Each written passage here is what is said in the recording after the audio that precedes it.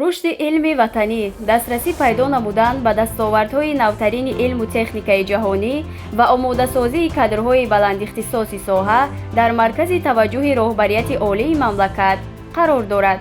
бо мақсади иҷрои дастуру супоришҳои президенти ҷумҳурии Тоҷикистон муҳтарам Эмомалӣ Раҳмон, ки 3 майи соли 2024 зимни мулоқот бо аҳли илм ва маорифи кишвар ироа доштанд ва бо дастгириҳои бевоситаи ректори Донишгоҳи миллии Тоҷикистон, доктори илмҳои ҳуқуқшиносӣ профессор Насриддинзода Эмомалӣ, имрӯзҳо фаъолияти парки технологии Донишгоҳи миллии Тоҷикистон ба марҳилаи нав расонида шудааст.